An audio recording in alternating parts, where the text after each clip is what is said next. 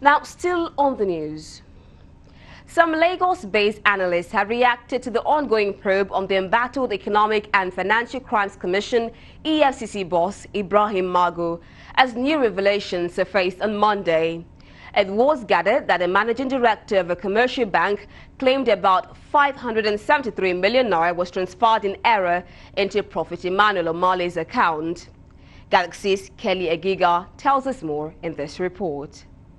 Outrage describes how many Nigerians feel and has continued to trail the shocking revelations by the managing director of a popular commercial bank that the bank made an error of posting a whopping 573 million naira into the church account of Prophet Emmanuel Omale, who has affiliations with the embattled Economic and Financial Crimes Commission EFCC boss Ibrahim Magu. The banking sector is one of the most organized, with a professional system and structure. For instance, every bank account is managed and monitored by an account officer.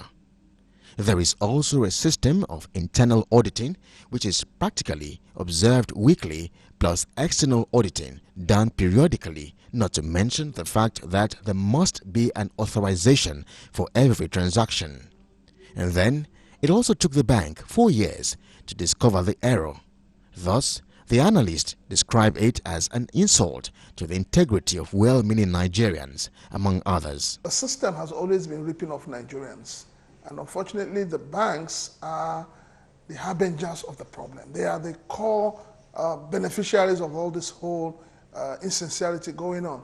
So I don't understand how an MD of a bank would, mistakenly, there are certain mistakes you can avoid, not this kind of mistake of transferring 500 and something million to somebody else's account and kept mute over it until it became an issue for public discourse. It simply shows the insincerity in the system. It shows how much corruption has eaten into the fabric of the system. And any error of such magnitude is supposed to have been seen immediately, not until being investigated.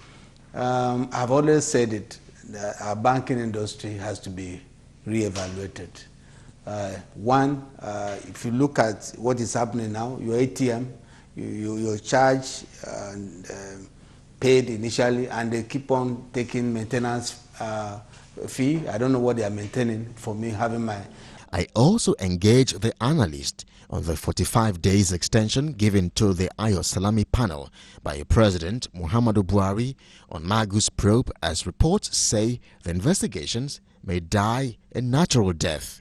How many probes in this country has ever come out to be something that we use in judging people? We have a lot of probes, but at the end of it, it ends up in dustbin. And that's unfortunate, really. It's a system failure. That system failure is continuing until we have what I call antecedent, something that we can use as a historical perspective. Or somebody has been caught and it become the roadmap. If not, what we are just doing is just the normal thing. What happened in NDDC now? Is it not ended? What happened in Emagu? It's not ended. So a lot of probes. The Nigerian problem is not the probes. It's not the setting of the panels. It's not the setting of the committees.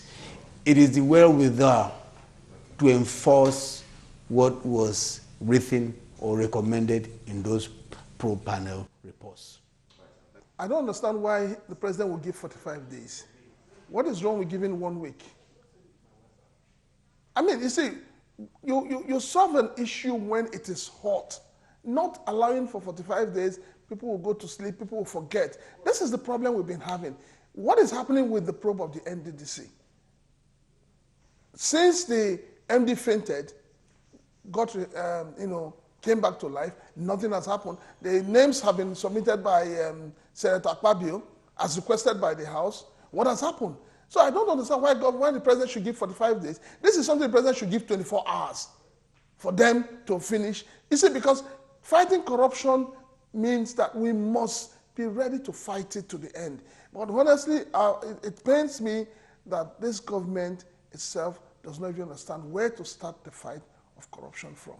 While the analysts fault professional bodies and institutions, some Nigerians believe there are loopholes in the constitution to help tackle issues of corruption.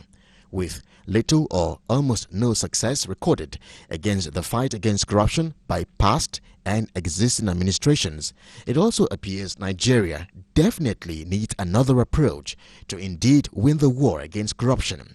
We will watch and see how events unfold. Kelly Egiga, Galaxy Television News, Lagos. From